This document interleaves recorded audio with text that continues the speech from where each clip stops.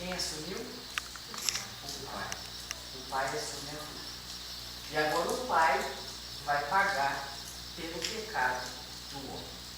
E detalhe, imagina que, eu não sei quantos mais dos irmãos aqui são pais. Quem são pais, levantem as mãos.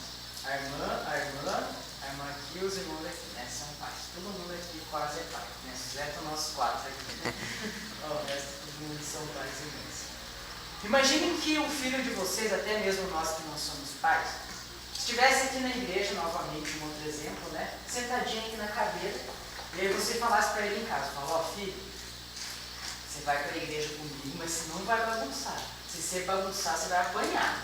Aí tá bom, né? Aí ele tá aqui, começa a levantar aqui, correr para lá, correr para cá, você puxa ele aqui, senta e fala, filho, ó, se você correr de novo, você vai apanhar.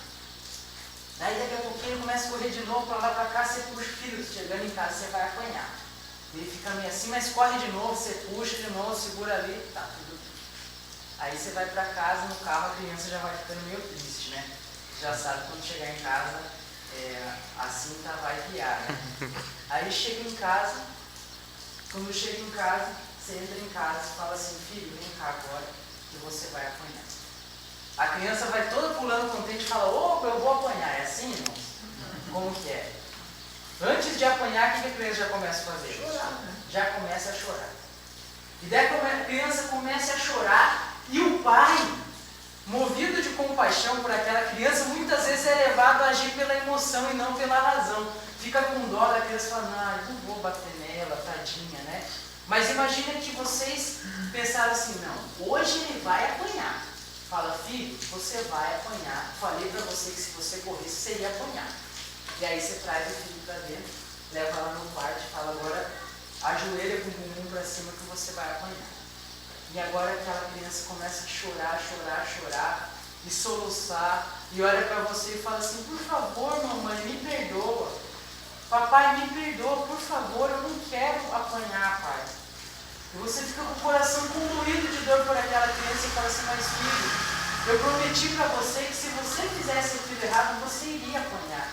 E aquela criança continua chorando e fala, pai, por favor, eu não quero apanhar. E aí aquele pai, movido de compaixão por aquela criança, fala assim, filha, a sentença de correr na igreja é apanhar. E você tem que apanhar. Mas vamos fazer o seguinte, filho.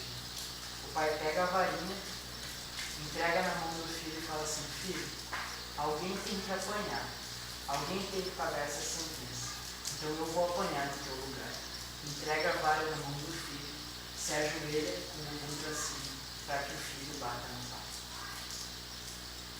Quando Adão e Eva pecaram, eles não queriam receber a sentença da culpa deles. Ellen White diz que eles choraram para não receberem a sentença de morte. O que Deus fez? Na pessoa de seu filho, Jesus Cristo desce e fala assim, filho, vocês não querem morrer. Então tá bom, eu vou dar a minha vida para vocês e vou morrer no lugar de vocês. E aí entrou em ação o plano da redenção, onde a Bíblia diz que Adão e Eva foram cobertos com a pele do cordeiro. Quem é o cordeiro? Jesus. E então puderam viver. Era para eles terem morrido na mesma hora, mas Deus deu uma oportunidade para eles, vindo na pessoa de seu filho e morrendo na cruz do Calvário no lugar do homem. E quando Jesus vem à terra, assumindo o papel que lhe foi comunicado, de cumprir o propósito de Deus na vida dele, em João, no capítulo 17, nós encontramos a história, no versículo 4, do que o Jesus fez aqui na terra quando ele veio. João 17, versículo 4. Alguém gostaria de ler?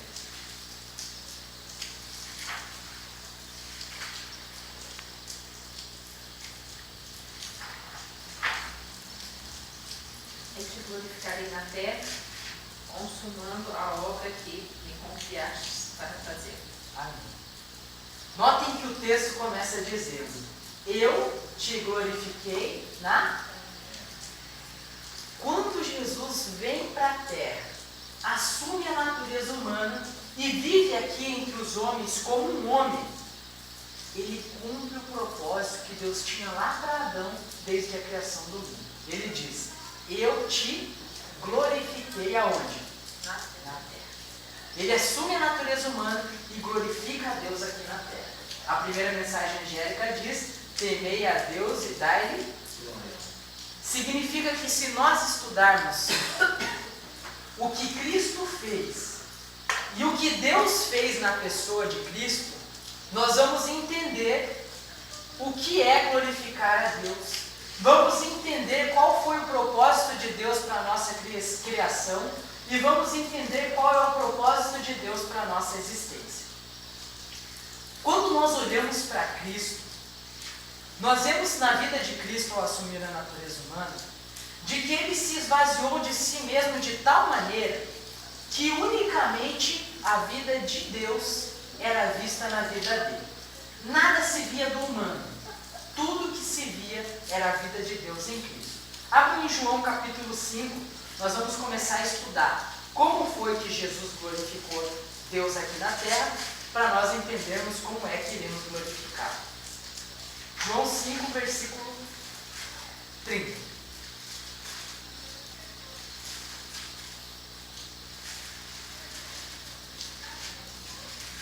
Eu não posso de mim mesmo fazer coisa alguma, como ouço, assim julgo, e o meu juízo é justo, porque não busca a minha vontade, mas a vontade do Pai que me enviou.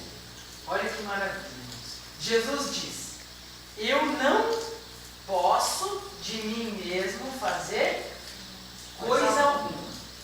E o final do versículo diz: porque não procuro a minha própria vontade, e sim a vontade daquele que me...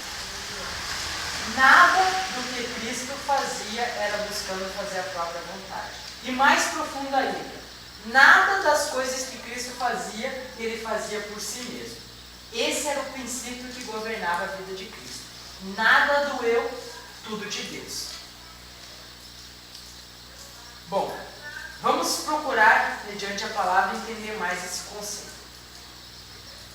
Glorificar a Deus, segundo o que nós estamos vendo até aqui, é estar num lugar, se colocar num patamar onde Deus e Deus somente seja manifesto na vida do indivíduo. E que assim como foi com Cristo, deve ser conosco também. Não procurar fazer a nossa vontade, mas fazer a vontade daquele que nos enviou. Nada fazendo de nós mesmos. João capítulo 14.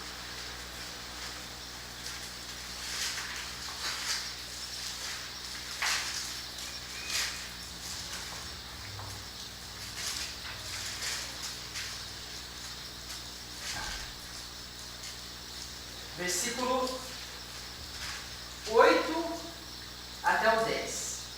Vamos ler.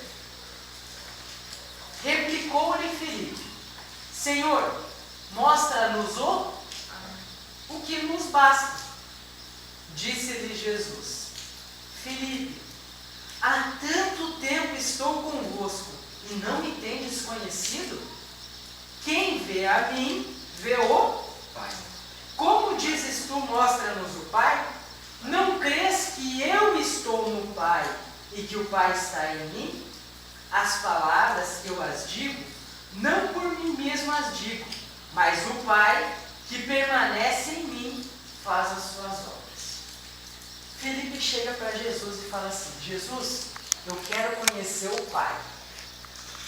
E aí Jesus olha para Filipe e fala assim: Filipe, há tanto tempo eu estou com vocês e você não me conhece? Quem vê a mim, vê o... Pergunto para os irmãos: Jesus era o Pai? Não, de certa forma sim. Ele é o Pai da eternidade. O Pai da eternidade. Mas aqui Filipe pediu para ver Deus o Pai. Jesus é Deus o Pai? Não. Mas por que quando Filipe pede para Jesus para ver Deus o Pai, Jesus fala assim: não me tendes conhecido? Por quê, irmãos? Chamou para ele, né?